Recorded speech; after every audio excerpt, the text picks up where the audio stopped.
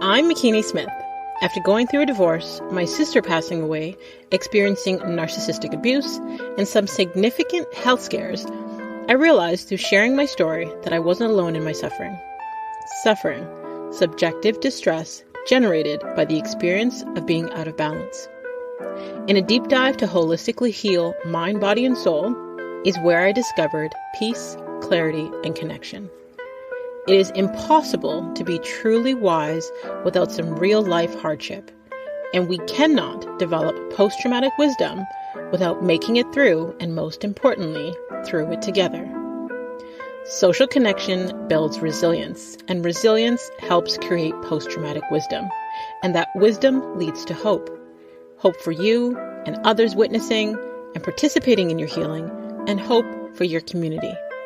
A healthy community is a healing community, and a healing community is full of hope because it has seen its own people weather, survive, and thrive.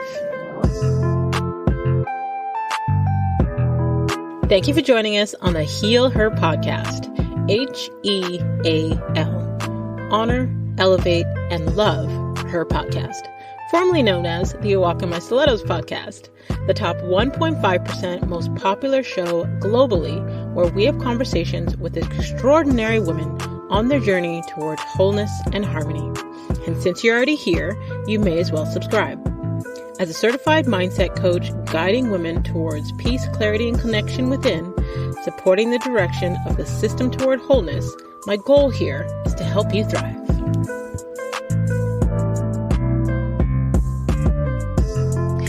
Brandee J is a self-love advocate, multimedia personality, and the host of Black Excellence, a national television series highlighting successful Black entrepreneurs and businesses. Recognizing the need to kick down barriers as a plus-size woman, Brandee is on a mission to make being a proud, curvy woman mainstream. She's the founder and former editor-in-chief of Luxe Kurves magazine, the first upscale luxury publication for plus-size women. Brandee's also the former host of the Brandee J Show, where she interviewed notable figures and A-list celebrities. So please welcome to the show, Brandee J. Hello. Hello. Good morning. Good morning. Good morning. Thank you so much for agreeing to come on and share your story with us. I am excited to jump into this conversation because I love having conversations with women that are open to speaking about their healing journey. And you've been openly sharing different parts of your healing journey. So I know that the listeners are going to get so many gems. So they need to go and get a pen and a paper and take notes. Yes. Get a notebook. Yes. Okay, so before we get into where you are presently in your healing journey, I love to learn about young Brandee. I love to learn about that before, the inner child. I'd love to learn about those experiences because it tells us a lot about who you become and how you got there. Mm-hmm. So I would love to know, what were you like as a teenager? And what were your aspirations? As a teenager, I think I was a hot ass mess at some point. And then I was like, because I watched my older sisters because I'm the youngest. So I watched what they did and I finessed it because I always felt like my dad always said, when he was alive, he told my older sisters, he was like, Brandee's a smart one because she figured it out. And my dad had a couple of rules. It was be respectful and bring home A's and B's, and you can get everything you want. Mm-hmm. My other two sisters didn't follow that. Then they got in trouble left and right. So I was like, look, I'm tired of dad yelling. I ain't got time to hear this man's mouth. And I want to do what I want to do. So I was very ambitious and determined, very strong-minded as a child, as a teenager as well. I felt like when I was a teenager, I came into my own as far as in high school to do more. So I was senior class vice president. I was the African American student body president. I was an ASB. I was in volleyball. I did basketball. So I did things in high school that my older sisters didn't do. And I, got A's and B's. And then like my mom and dad didn't realize I put my own self in honors classes. Mm-hmm. So I was in honors classes, I was in media classes, and I just wanted that freedom to do whatever I want, as a teenager. And so I just did what my dad asked me to do.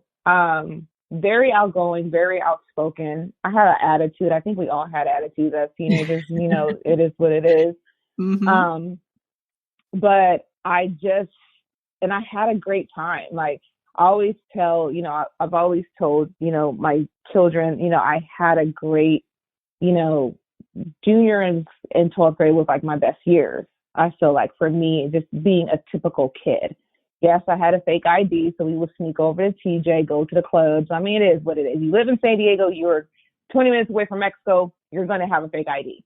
That's what it was. But another part of me, I was very honest with my mom. I was very honest with her with what I was doing, what I was, just experimenting or whatever. I always had that open communication with my mom of what I was doing. So she knew everything and I didn't feel ashamed. I didn't feel like, she's going to judge me or anything like that. I just was always open with my mom. And, of course, I had a couple of eating disorders growing up because I feel like our parents did I always tell people my parents did the best they could with what they knew. Not saying it was right, but my dad was really, even though I was the youngest, I was probably, my older sister was the biggest at the time, but I was a big child. And he would call me Miss Piggy. He would, he put me on my first diet when I was 10. Didn't realize I was on a diet. Didn't realize something was wrong with me. So as I got older, my body was developing as a teenager. I went hard in sports. I was still diet pills. I had, I would eat and then throw up because I wanted to make sure I was not big to my dad's standards. And it's something that is still, I'm 42 and I can still hear him sometimes. And so then to me, I use that now as a way to motivate me to get back, to, okay, Brandee, go in the gym, do what you got to do. At some point in time as women or just human beings, we just get in the mode. We don't want to work out. We just don't care. And I was doing that for so long. So now I'm in a stage in my life. I'm like, okay, let me get back in the gym and do what I have to do because I want to be healthy for me. But that's one thing it taught me because I was, as being a teenager, I was trying to be healthy and do all these things to please my dad. And it just didn't work out. I mean, it worked out because I was smaller, but I didn't have healthy habits. Wow.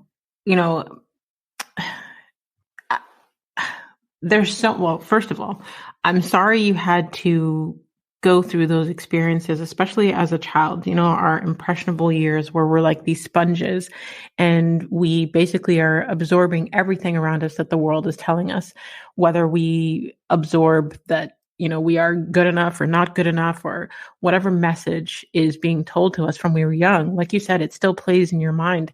Even in your 40s, you have that story being replayed in your head over and over again, which definitely affects how we move throughout the world. So, you spoke about, your teenage years and where you received criticism from. So, though we might rebel in our teenage years, we are generally compelled to please or imitate our authority figures. And you shared a little bit about how your dad criticized you and called you Miss Piggy from a young age and put you on a diet. I'd be interested to know, on the contrary, like where did you receive praise from? My grandmother. She was, everyone in a family calls me Little Sarah because her name was Sarah. Well, I always say is, even though she passed.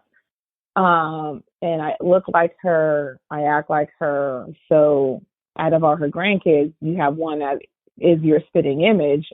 I was her favorite. I'm just gonna call it. So she was my protector, and she was the one and that was my dad's mom. So she held no punches. Grandma Sarah did not care. She would cuss you out in a heartbeat. She didn't care she did not care.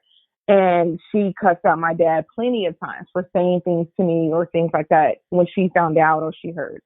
And she really was, to me, and still is to this day, a woman that I look up to. You know, she was curvy. She was strong. She didn't hold no punches. She had all these things thrown at her when I learned more about my grandmother as I got older over her years of growing up, and she overcame them and lived the life she wanted on her own terms, despite what anyone told her. I mean, and you can imagine, you know, she was born in 1917, so growing up in those times, being fair skin, you know, mixed black, because my great grandmother was 100% Indian and my great grandfather was African American and French and some other stuff I was told. So she was very fair skinned. So growing up in that time and just having that strong mind, she didn't care. She spoke her mind, you know, was, you know, very dangerous, but she did it. And that's where I come from. And she always fought and stuck up for people because she didn't like people being mistreated. So, and that's where I get it from. And that's where it's something that growing up, she was the protector. She was this always pouring into me, telling me I'm beautiful. You know, I got teased from my siblings for being you know, lighter than them.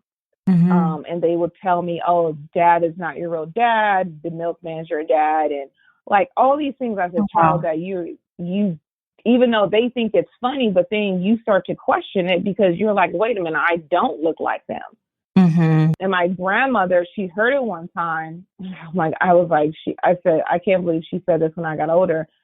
She yelled at my sisters and she said, don't get mad because you guys are in the field and your sisters, you know, you guys are the field niggas and she's in the house. I said, oh my God. Wow. But back then I knew what she was doing. Like she was telling them, stop making fun of your sister because of her skin color. And after that point, they stopped.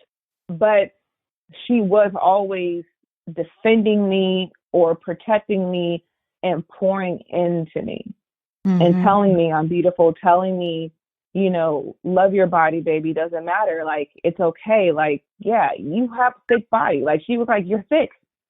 She's like, when you get older, guys, you know, at the time, you know, guys are going to love it. You're going to go into your own.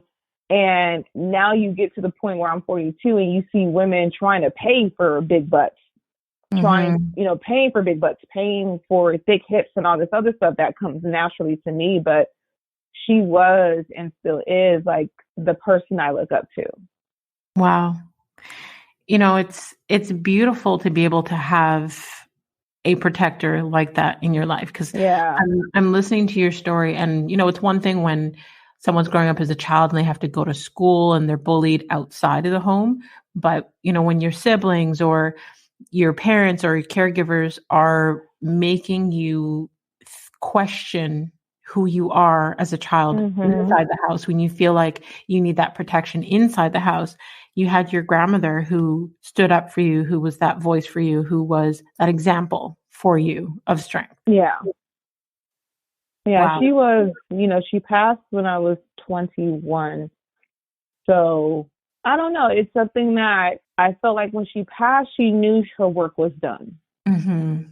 Even though I wasn't ready, because I was pregnant with my daughter and she was just waiting to see her baby have a baby. But she passed when I was 5 months pregnant with my daughter. So it was something that I felt like she taught me everything she needed to teach me to prepare me for what I was about to go through. And even like I said, to this day, like I look at her picture every day.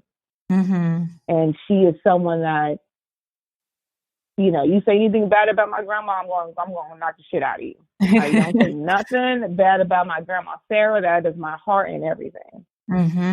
You know, a lot of the women that have come on the show and spoken about losing a loved one that they cared for deeply, it shifted their perspective of life. Do you feel losing your grandmother shifted anything for you? Well, losing my grandmother and losing my father 8 years ago, it actually will be 8 years tomorrow. Oh, wow. On Thanksgiving. My condolences. They losing my grandmother at 21 made me realize I had a voice. And I needed to use it. And I wasn't using it at the time. And not having her there, it was hard. It was hard. So it made me realize, like, okay, of course you got to cherish the people who are here, but you also have to embody the gems that they pour into you to prepare you for when they're not here.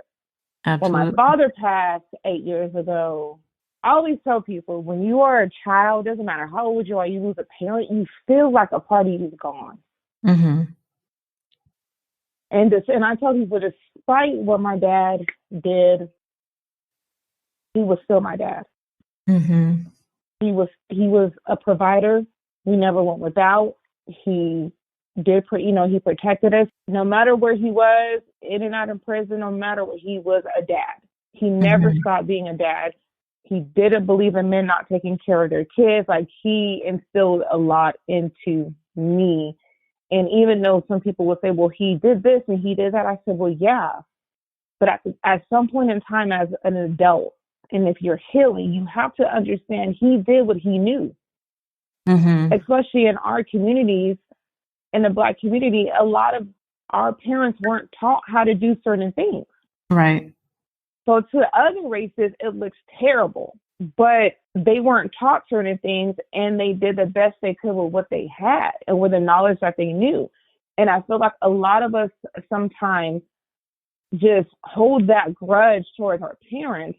But the part of the healing is like, you know what? I can't go back and change my childhood. It happened. Right. Would I want my dad to call me? No, I didn't want any of that to happen. But if it didn't, it wouldn't have made me the person I am today. I feel like no matter the environment that we grow up in, whether we grow up in poverty, whether we grow up in luxury, whatever happens inside of our household, for a lot of us, there's either we think that is the norm and then later find out that it's not, or Correct. we think that we're the only one and then later find out that it's not. Correct. And I think a lot of times I was going to say in the Black community, but I've realized, speaking to so many different women from so many different backgrounds, that it's happening in every community where there are things that seem normal within that community, and then we learn that it's actually, traumatic or unhealthy. And sometimes, especially because if you look at some of our parents and our grandparents' upbringing, how close our grandparents were to slavery, and then you look at our parents who are basically functioning in a state of survival.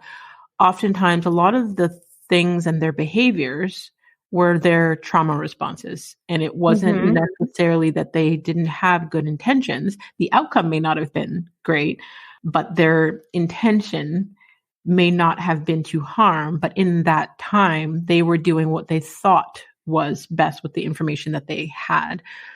And Correct. I'm thinking about Michelle Obama's latest book. I think it's called The Light We Carry. And I'm in the middle of reading that book. And she gives an example of how, as a child, the child may enter into a room and their parents' first response is to criticize their appearance or fix their clothing, or they're trying to alter something about the child because they want them to be presented in the best light. But that child doesn't view that intention in that manner. That child processes that as, oh, there's something wrong with me. I'm not good enough. I'm not. So the intention may be a positive, but what is felt and what is internalized by the child is a negative. Yeah. I also wanted to speak to what you said about when your grandmother passed and the things that it taught you. A lot of times, anyone that I speak to that has lost a loved one, including myself, when that person was your protector, when that person was your voice, and they pass on, we have a choice at that point. We can continue to honor them and, find our own voice and do better in this world and know that they're looking out for us, or we can, internalize and become depressed and not do anything and be stuck where we are. How do you feel your grandmother's passing has impacted your drive and your passion to speak up today? I've always been an advocate. I mean, I was the kid, if I saw someone bully someone, I would go beat up the bully. Or I would defend someone. So it just amplified when she passed. And after she passed, I was married young to my daughter's father, and he was very abusive, emotionally, physically, and mentally and sexually to me. Wow. So I had to channel my grandma to get out of that situation. Because, she never allowed anyone to put hands on her, even if I heard stories when someone did, a guy that she knocked the shit out of him and didn't stand for that. And that's why, my uncles and my dad was, they were raised by her, and they, you don't ever, a man should never put his hands on a woman. No one needs to put hands on anyone, So for me, it was something that it motivated me even more. But I didn't come into my own until I had my son, which was 12 years ago. He's 12 now. So once I was praying and I was like, what is my purpose? What I'm supposed to be doing? I just felt like, yeah, I'm going to work. I got my degree. I did all this. I put myself through school. I was going to night school for college as a single mother because I love my daughter's father. Like I was doing all these things. And then it was something that she is the reason why I started my brand and started doing everything. And even to this day, she's the reason why, when I launched the magazine and then I, let it go this year, which was very liberating for me. And now I'm in a different element of my life as, okay, I want to focus on really embodying the lifestyle that my grandmother lived, what she showed me, and preaching it to everyone, because that's how I live and that's how other women should embrace themselves. So and that's what I do, because I felt like when I had the magazine, her message that she instilled in me was getting lost. And I'm a firm believer that Brandee, my family will tell you, Brandee will, I don't care how many celebrities I've interviewed and had on my magazine cover. If it doesn't feel right to me and I'm not doing what the portraying or living the life or putting out that message that my grandmother instilled in me and my father instilled in me, I'm not going to do it. Yeah, it's about living your truth, right? It's about living your truth. And that is one thing, I had to do, with my sexuality coming out at 39. Everything I do is living in my truth and being the most authentic self I can and just doing it for me. And I tell women, when you live this way, you are going to lose people because they're not going to like that new version of you. Yeah, absolutely. And if you lose them, it is okay because you were supposed to. Yeah. So she, even to this day, with her being gone 20 plus years, I have to live, I have to look myself in the mirror. And I tell people that all the time. I said, I'm not about to do something that, I don't need my grandma coming down from heaven and my dreams knocking the shit out of me. I said, no, like it's her, what she instilled in who she was as a woman and everything. It still plays a part in what I do and how I move in life. And when I'm not living up to the potential that I know she has out for me, because she always told me when I was younger, baby, you're destined for greatness. I don't know what you are going to do, but baby, you are destined for greatness. She always told me that. And I didn't know what she meant by that until I got older. And then my dad said it to my brother on his deathbed. He said, tell your sister to keep going because she's the one that's going to take the family to the next level.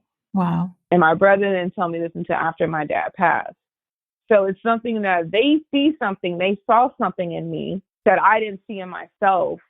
And I feel like they were instilling in me, helping me develop thick skin and to have this exterior, interior, because they knew what I was about to face. Mm-hmm. Mm-hmm. When you talked about being your true self and living your truth, when you're being your most authentic self, when you're living your most authentic life, some of the relationships around you end up being put in jeopardy because it's either you're attracting or repelling people around you, right? So how have you navigated the relationships around you as you've evolved? I honestly, I always laugh at that question because when people hear my response, I remember watching an episode of Oprah when I was a child and Janet Jackson was on there. And then Oprah said, when you turn 40, you get to a point where you just don't give a damn anymore. And I remember that interview like I was a child, and I remember that interview. I understood what she meant because I came out at 39, and by the time I was 4, I did not give a damn anymore. As far as I'm going to do what's best for Brandee and not care if you have a problem because I do what's best for me, then I don't need you in my life. Because I always tell people, even my best friend of 30 years will tell you, I'm the type of friend and type of person, I don't care what you do in your life. As long as you're not causing harm to yourself, do whatever you want to do. If you want to go out and have 10 boyfriend, girlfriends and be a hoe, be the best hoe you can be. I don't care because it does not affect me or my household or anything. And I feel like as people, we get too caught up in what other people are doing when it's their life. Right. So if they want to do something in their life that you may not agree with, it's their life. So when I decided, it was beginning of 2020 when COVID first hit, to put myself in, because I've been in therapy throughout my life, but I wanted to go into intense therapy because I feel like there were things I wasn't healing from that I was like, I need to heal from it.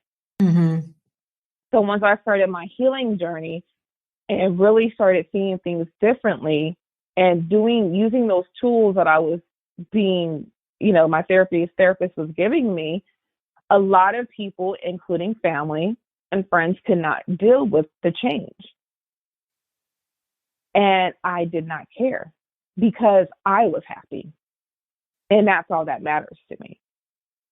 Because if I'm not happy, how can I be the best mother to my son? How can I be the best, a good person?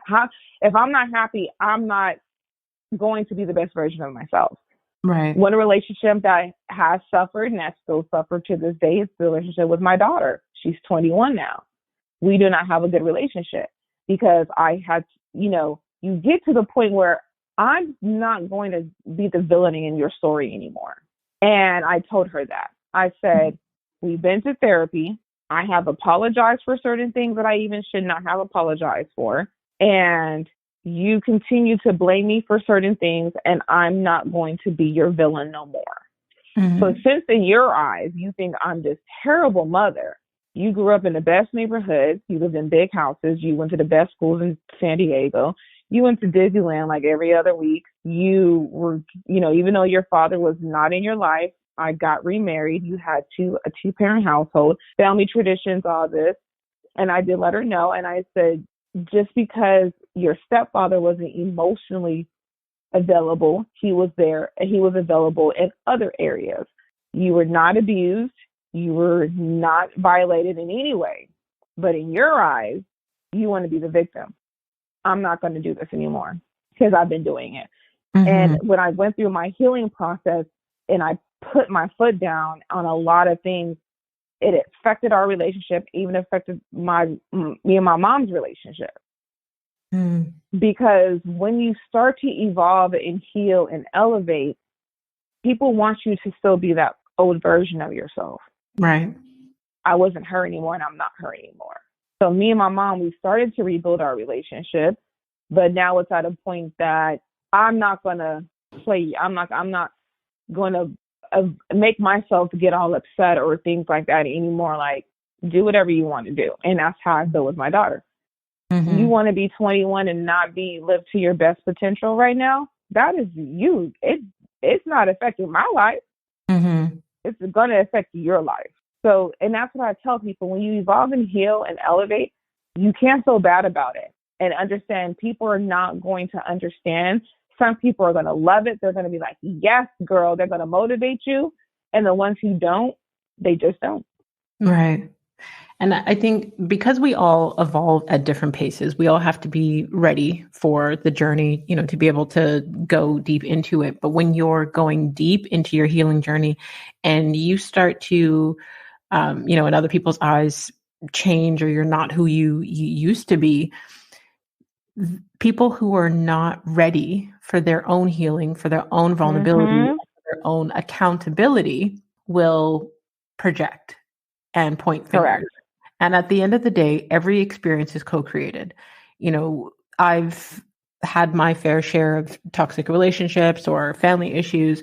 So, I'm speaking from my own experiences. Every experience is co-created. So if we can, whether it be accepting 10% of the blame, like it doesn't I'm not saying it's 50% all the time, but holding ourselves accountable for our own actions and not pointing the finger at everybody else. Because at the end of the day, it's based on a lot of our decisions that we made. And we may not have made those decisions, in a healthy state of mind at that time. I think sometimes, whether it be children, whether it be parents, friends, you name it, they have this version of you in their mind. And as you evolve, that version of you doesn't evolve with the version that they have in their mind. Correct. So they continue to bring the past into the present, even though you are no longer that person. And they continue to relive the past experiences, and they want you to continue in that cycle. And if you choose not to, they get upset. Yep. So I get it. I get it. I would love to know, so you spoke about your experience with domestic violence. And I know that, you also encourage other women to not be afraid to walk away from harmful situations and people. What advice would you give to the women that are listening right now that are in any form of a toxic connection or relationship, whether that be with a romantic partner, whether that be with a family member, a coworker? What advice would you give? It's easy to say walk away. And I tell people, but when you're in that situation, sometimes you don't know how to walk away. So you got to get to a point within yourself that you have to say, I deserve better. I want better. I'm going to go get better. And that doesn't mean let me go get someone else. That just means you're going to go heal and do what you need to do. So for me, I've been in toxic relationships, not once, not twice. You go through them. If it's, like you said, it's different forms. It could be a job. It can be this. You get to your point. I got to my point. I'm tired of this shit. I'm not doing this anymore. I'm not staying in a situation. I'm not going to live my life anymore, because when people say life is short, life is so short. And I want to make sure when my number is called, I can say, I lived the life God meant me to live. Yeah. And he does not meant for us to live in situations that are toxic. And people well, I have kids, and I left my daughter's father when she was 2 years old. And I had to move back home with my mom. It was my mom and dad at the time. It was uncomfortable, but I did it. And then left, and then I, was on my own, and then I met my son's father, and we were together, got married together for 12 years. Left that marriage because I was not happy. He was financially abusive at the time, and I didn't like how he treated my daughter. And I just did not want to go back and live with my mom. I was like, you know what? But I was in a situation where he was the breadwinner. I was working a job, but I was working a job that I could not afford to live on my own in California. So I had to make a plan, and I did that plan. I said, you know what? I may not want to live with my mom, but I have to live with my mom. And sometimes God makes us get uncomfortable Mm-hmm. for us to grow into what he needs us to grow into. And when I tell you, moving back in with my mom was hard, and I was there for 2 years, but it gave me the drive to say, you know what? I got to go find something else. I got to go I got to go harder on my business. I got to go find another higher paid job. I got to get my kids out of here. It gave me a more determination to do what I needed to do for myself. And I did it. Like, I didn't even tell my mom I was moving out. She just saw me pull up with the U-Haul. You know, every time I record an episode and someone shares a part of their story, you know, I know that the women that are listening, whether you can resonate with the entire story, a piece of the story, or someone you know has the same exact situation, there's always so many similarities. And, you know, I can hear so many similarities in your story with my story alone, but I'm just thinking about all of the women that have been on this show or even on my Instagram interviews. You know, there's a commonality. And sometimes when we have multiple toxic relationships, we come to a point in our life where when we're ready to do that deep, uncomfortable healing, and you realize that it stemmed from your childhood, you know, your childhood relationships, how we were treated, how we were loved, the type of love we didn't get, the emotional neglect. Like, there's so many factors from our childhood that play into the type of love that we accept throughout the years because of what we think is normal. And when you get to that point where you're like, enough is enough, I'm going to do the work on myself, and you realize that you haven't been setting the healthy boundaries that you should have. Correct. Right? We realize that we can change our own habits to have healthier relationships, to have, you know, healthier thoughts, feelings, and actions, to improve the types of relationships that we accept and that we attract. Yeah. I think for the women that are listening, if you're in any type of unhealthy relationship around you, family, loved one, whatever, ask yourself, what would you love? And what does that look like? Because sometimes we're sitting in this situation and we are so focused on what we don't want and all of the negatives. And and I would also say to that, you have to take accountability. Yes. What we do as humans, we don't like to look at ourselves and say, it was when I left my second husband, and, you know, you start dating again, and I was in 3 back-to-back toxic situations. 2 with men, 1 with a woman.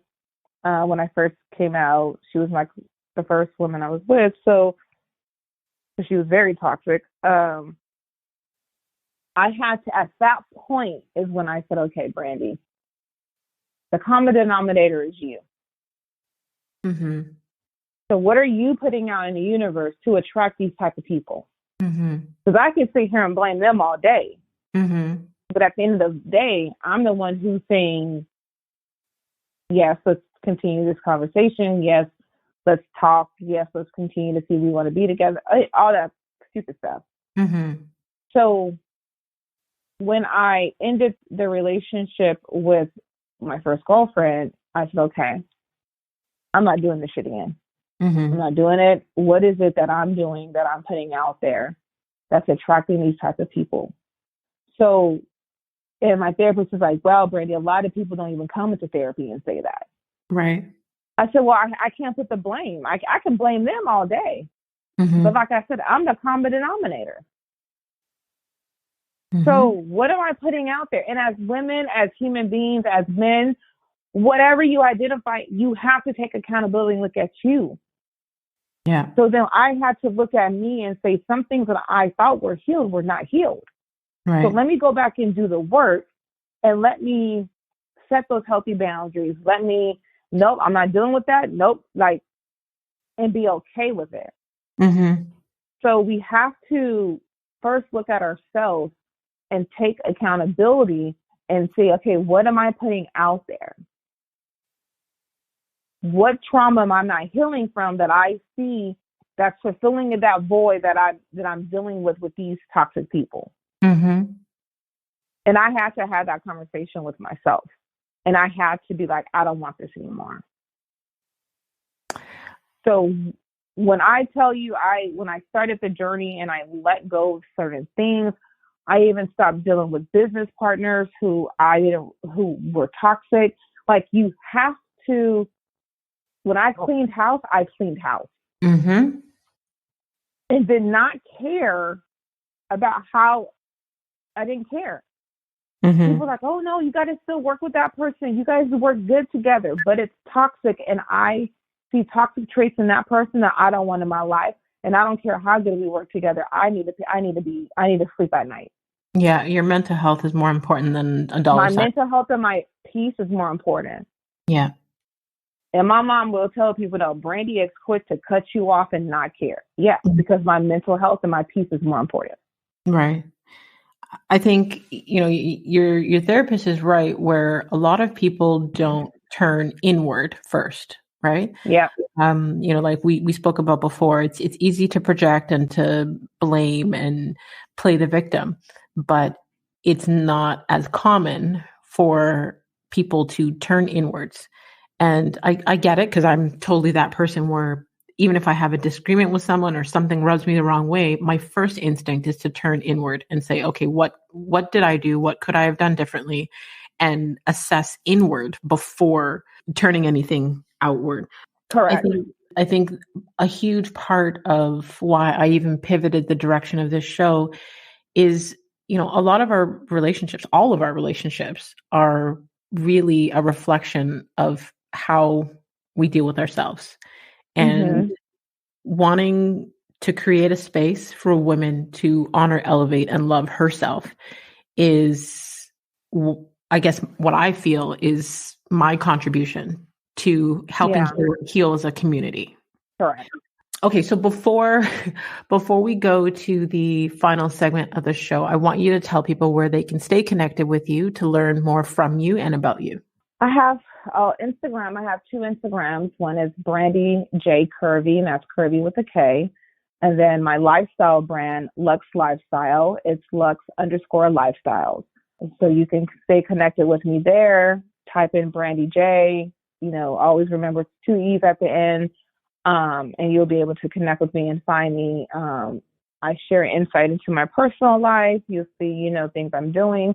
I really embody living that, and I call it the Luxe lifestyle, because even though I no longer have the magazine, Luxe is part of who I am. And it's not always about, let me go get, I love the finer things in life. I wear Chanel. I love the finer things in life. But like I tell people, it's not just about material things. Living the Luxe lifestyle is about embracing the life you want to live. And that is also with going to therapy, with healing. Yes. If you want to go for a walk, go for a walk. If you want to go to the beach for that day, go to the beach. It's really about just living a healthy life that's best for you, and not caring what people think. It's not just about, let me go get these new shoes. No, it's about embodying everything about you and making it Luxe. Yeah, I love it. I love it. It's not about the superficial. It's about the wholeness of it, right? It's about the wholeness of who you are. And that's one of the reasons why I actually let go of my magazine. And I told someone, I said, I was talking to one of my ex-editors, because we still keep in contact. And I said, I honestly don't give a damn about the top fashion trends.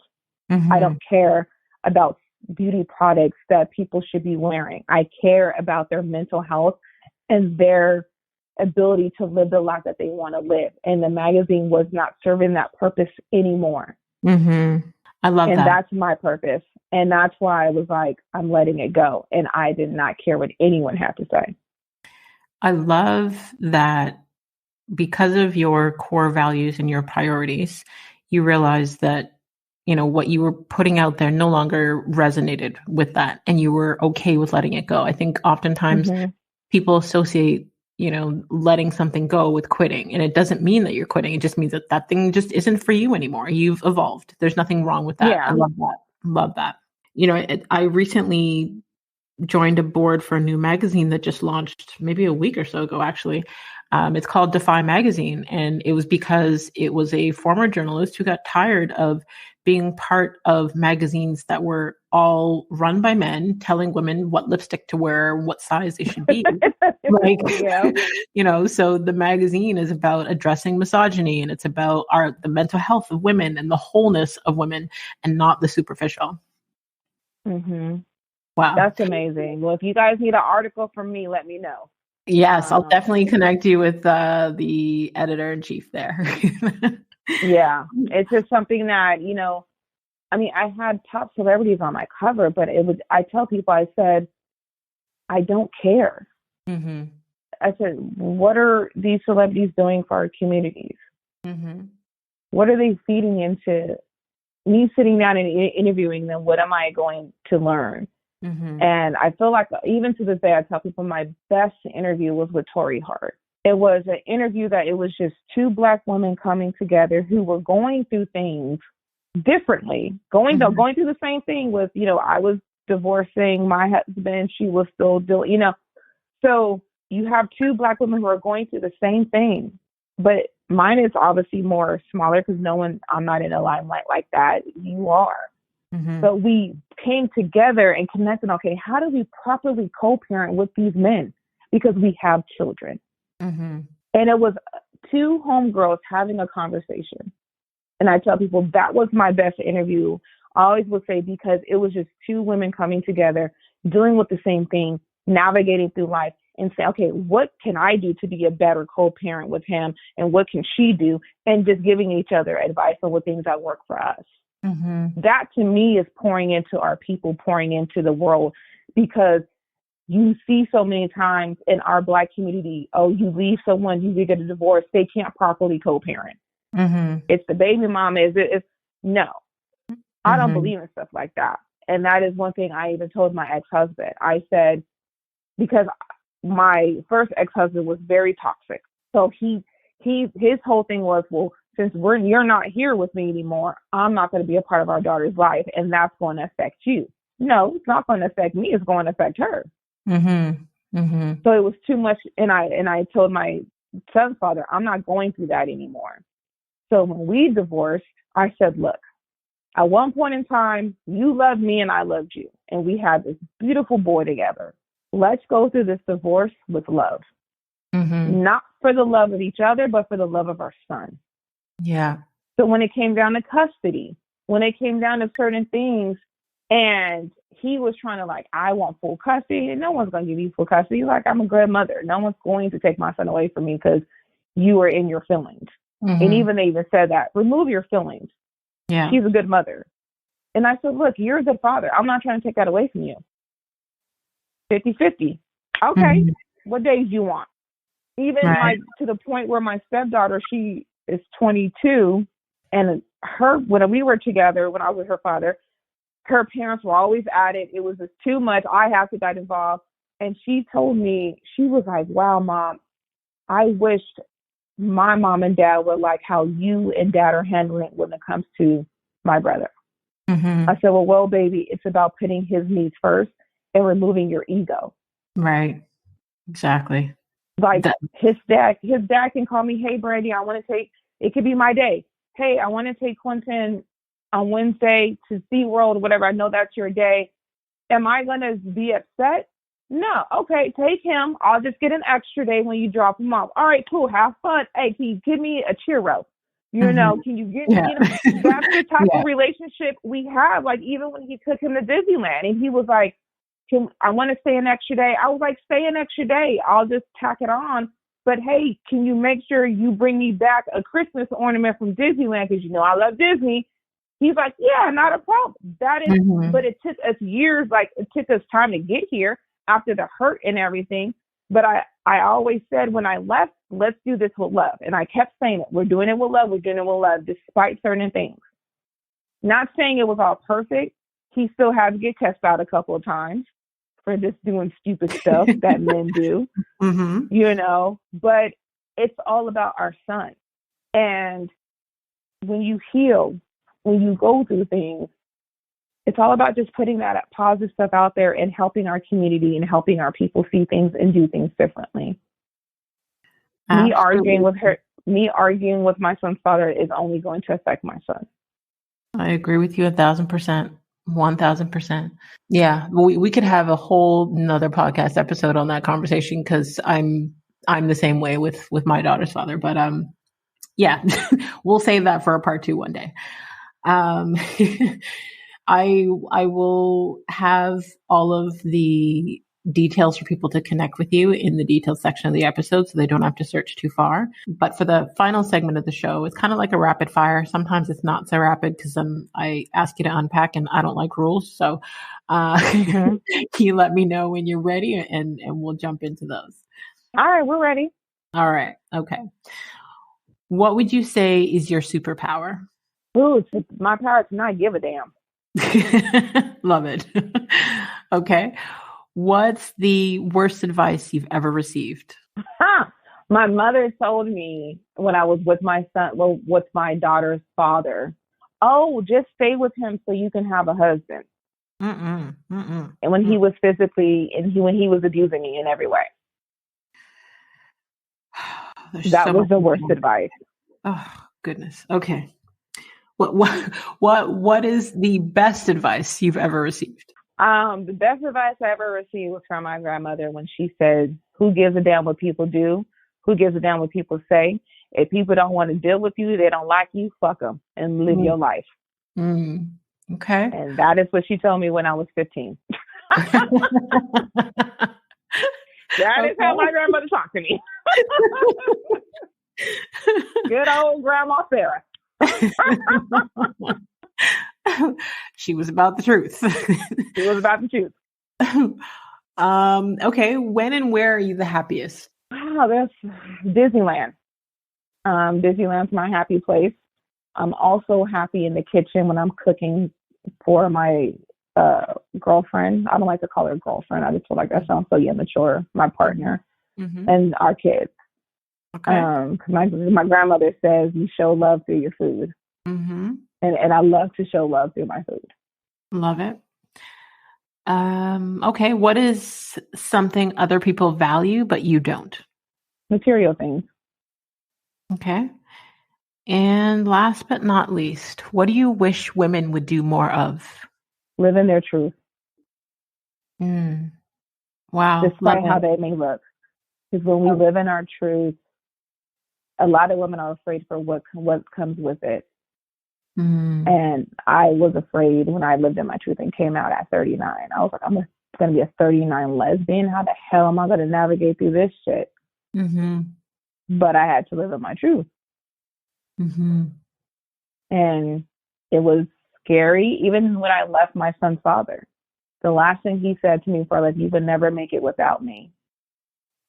But I had to live in my truth. And to be 42, living on my own, me and my son live, I have my own place, and me and my partner, it's going to, 2.5 years of us being together, but we don't live together because I wanted how scary it was to be a single mother again and to have everything on me, paying the rent, living in California is very expensive as a single mother, but to sit back and say, I'm doing it on my own is liberating and powerful. And it taught me you can do any and everything, Brandee, despite what people may think or say about you. But sometimes living in our truth, it's going to be scary. But to be able to walk into my house and say, I do this, everything I provide for my son, and this is my house. If I don't want to cook, if I want to leave dishes in the sink for 2 days, I can do that because it's my house. I wouldn't trade it for the world because I'm living in my truth. I love it. Wow. Thank you so much, Brandee, for sharing your truth with us. Thank you for sharing your story, your gems. Thank you for being so transparent. I truly, truly appreciate your time. Thank you. No, thank you for having me. I really appreciate it. And to all of you healers out there, until next time, subscribe on all platforms. Don't forget to rate the show and leave us a review on Apple Podcast. We'd love to hear what your aha moments were, what part of Brandee's story resonated with you. Feel free to screenshot this week's episode and you can tag us on Instagram. You can tag Brandee at Brandee J Curvy. That's BRANDEE. JKURVY, and you can tag myself at The Real McKinney Smith. A healthy community is a healing community, and a healing community is full of hope because it has seen its own people weather, survive, and thrive. So let's continue to heal her.